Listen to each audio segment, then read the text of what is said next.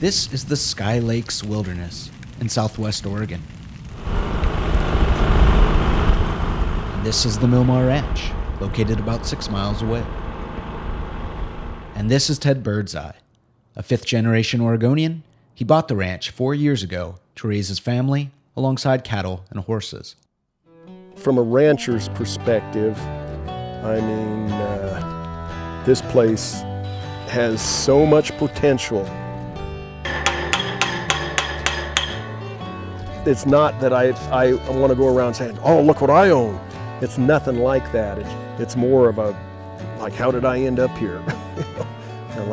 It's like a dream that materialized. It's paradise except for, wolves and grasshoppers.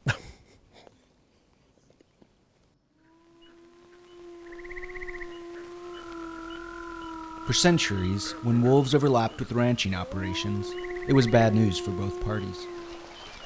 Ranchers could lose valuable livestock, and wolves could lose their lives. The rancher has laid a complaint with the conservation officer. There's wolves around. I'm not raising cattle to feed the brutes. Get rid of them for me.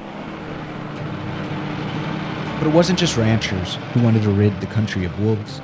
European folklore and North American pioneers created a whole mythology around the animal. Wolves were enemies of civilization, symbols of the naturally cruel and fearsome wilderness from which humans had escaped.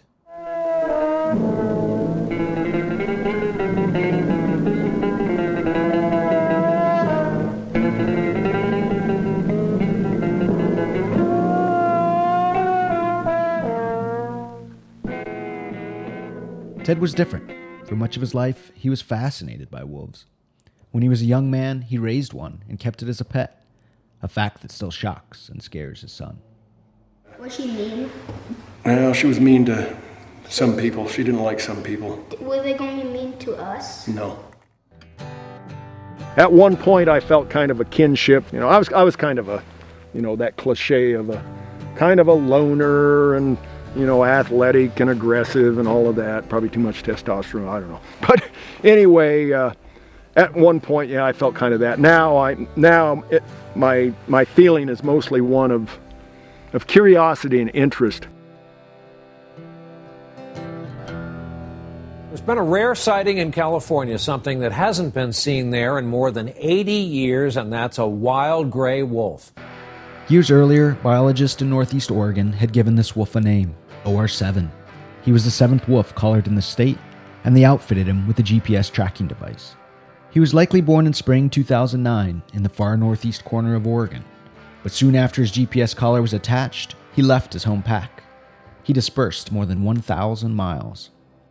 His trek took him across the scrublands of eastern Oregon, over interstate highways, through federal forests, and across state borders. Somehow, he found a mate, another disperser from northeast Oregon.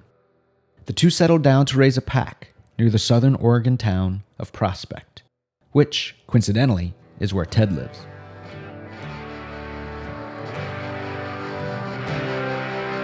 Since OR7's come to Oregon, every litter of pups has been born about 6 miles from this place. They've learned that, cattle are pretty easy prey, and so they start concentrating and having breakfast, lunch, and supper.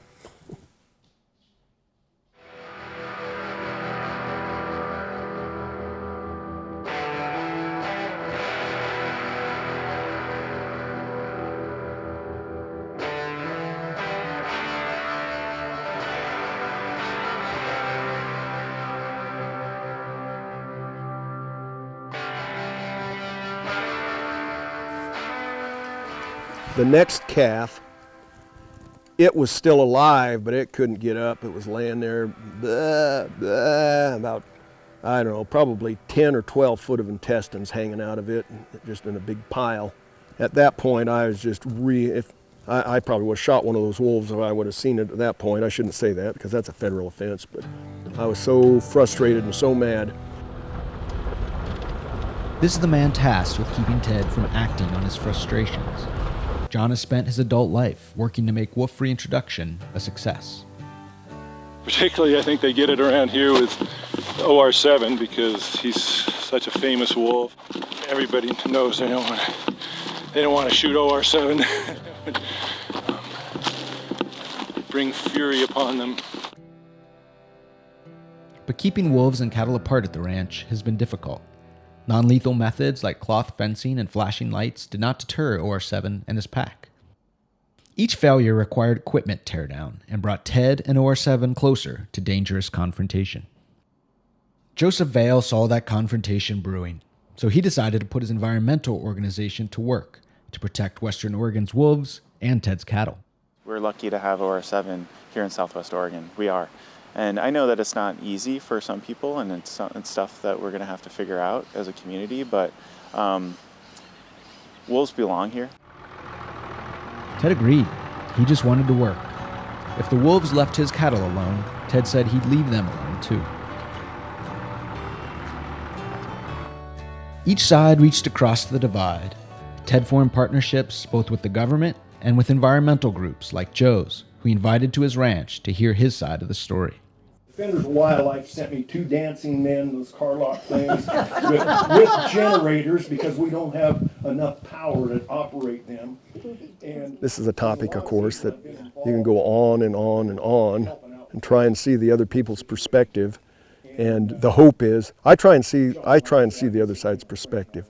My hope is they try and see my perspective instead of just going, yep, you live in wolf country, what do you expect? We're all feeling our way through this, right? Wolves are a part of this landscape, but they haven't been here for a long time. And so with wolf recovery in Western Oregon, we wanted to make sure that we did our best to have it work out. And we know that can't just work out for people that like wolves, but also people that have to live with them. Estimate now 931 wolves is probably more likely or more accurate estimate of the total. Many Western Oregon ranchers are now living in wolf country. But because Ted has suffered so many livestock losses, and because he's cobbled together a partnership with the government and environmental groups, he's getting something done about it. Our solution here at Millmar Ranch is, in fact, we're starting next week, is to build a permanent New Zealand high tensile wire fence. There's been some controversy about doing this. The reason for it here is this is in the center of the road packs territory. It's been a chronic problem spot. So we're hoping this will solve the problems that we've had there.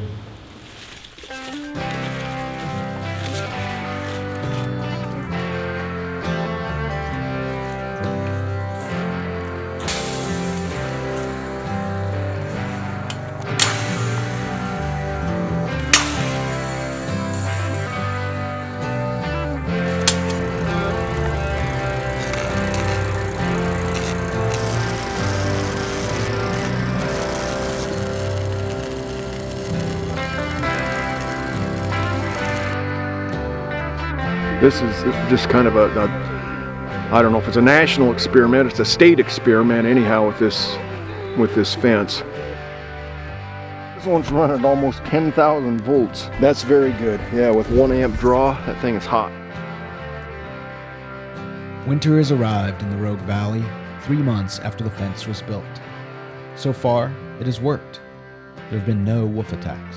We both are, standing around with our fingers crossed, hoping this is going to be the solution to the problem. So far, so good. Yep, just like I said, keep my fingers crossed, and we're all in kind of the same boat there, the biologists and then me as the cow owner. But